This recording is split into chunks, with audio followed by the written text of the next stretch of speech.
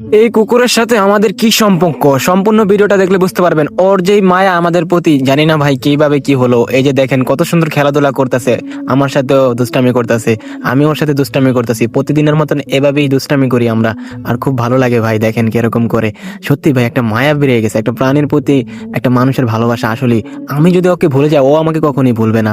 ঠিক আছে ভাই, দেখেন না কেমন করতেছে। আমি যেই দিকে যাই সেই দিকেও আমাদের সাথেই যায়। আজকে চিন্তা করলাম ওকে নিয়ে ভিডিওটা করি, এতটা ভালো লাগে ভাই। আসলে কি বলবো, আমি একদিনকে ওরে খাওয়ান দিই নাই, অথচ সেদিন ও খাবার তো দূরের কথা, মানে মানে আগের থেকে আরো বেশি ভালোবাসা বেড়ে গেছে। তো জানি না ভাই কিরকম আপনাদের লাগে, কিন্তু আমি আসলে কি জানেন, একটা জিনিস সবসময় ভাবি যে আমি যদি আজকে একটা মানুষকে খাবার খাওয়াইতাম, হয়তো সেই মানুষটা আমাকে আজকে কিংবা 1 মাস পরে ভুলে যেত, কিন্তু ও আমাকে কোনো রকম ভাবে ভুলে নাই। দেখেন আমি এখন কোথাও যাবো ভাবতেছিলাম, তো ওর জন্য আর যাইতে পারলাম না। আজকে সকাল থেকে ওর লগে আছি।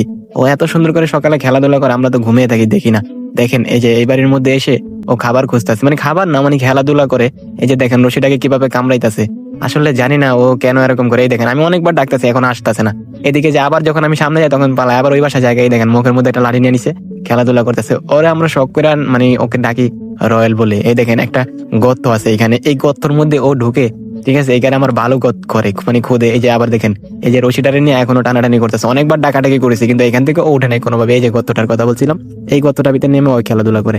আসলে প্রতিদিন এরকম করে রাত্রে যখন আপনি মনে করেন, যখন আমরা সবাই ঘুমিয়ে পড়ি, তখন যে কেউ আসুক, ঠিক আছে, ও খালি কোনো আওয়াজ পাইলেই হবে, এমন জোরে খেয়ে কয়, ঠিক আছে, অপরিচিত লোক হলো কিন্তু কাউকে কামড় দেয় না, সামনে যাবে খেয়ে কয়াবে। আমাদের বাড়িতে অনেক মালামাল থাকে, ওই যে দেখতে পাচ্ছেন ইট রড, অনেক মালামাল, কারণ আমাদের বাড়ির কাজ ধরেছি। তো এই যে দেখেন রড, এই এটার উপরে ঘুমিয়ে থাকে, কিন্তু দেখেন কিরকম খেলাধুলা করছে। এই দেখেন এই যে এই গাছের চিপা থেকে আমি আস্তে করে দাঁড়িয়েছিলাম, তারপরে আমি যখন ও ভাবছে কি আমি চলে গেছি, কিন্তু না, আমি এখানে দাঁড়িয়েছিলাম। অথচ দেখেন ওর খেলা মানে কমে নাই। আমি বারবার অনেক চেষ্টা করছি ওকে ঢাকার, কিন্তু ও আসতেছে না।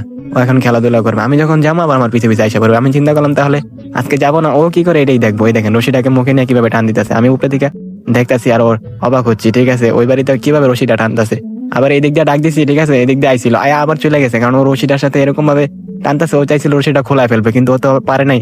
ভাই আসলেই ভাই একটা কুকুরের প্রতি মানে কি বলবো ভাই, আমি ওর কথা বলে শেষ করতে পারবো না। আমি যেখানে যাব, আমি আমার পরিবারের যে কেউ যাবে, ও তার সাথে যাবে। ঠিক আছে, বিশ্বাস করেন ভাই, ওর প্রতি একটা অন্যরকম মায়া কাজ করে। এখন মনে করেন এই দেখেন আমি যাওয়ার চেষ্টা করছি, ও যায় না। এই দেন বালুর ভিতরে আইসা খুঁজতেছে, মানে একেবারে সব বালু মনে হচ্ছে তুলে ফেলবো। ঠিক আছে, আম্মু অনেকটা বিরক্ত হয়। ও কোথাও গেলে আম্মু ওর জন্য অনেক চিন্তা করে। ও যদি রাতে বাড়িতে না আসে, দেখেন কিভাবে চুপ করে শুয়ে আছে। এতক্ষণ অনেক দুষ্টামি করেছে, এখন চুপ করে শান্ত ভাবে শুয়ে আছে। ভাবছিল আমি কোথাও যাব। ও আব্বুকে দেখলে একেবারে শান্ত হয়ে যায়। দেখেন আব্বুর সামনে যে একেবারে শান্ত হয়ে গেছে। এতক্ষণ দুষ্টামি করলো, আব্বুর সামনে এসে পুরো শান্ত হয়ে গেল। বাড়িতে একজন লোক আসলো, তাকেও তাড়া করেছিল।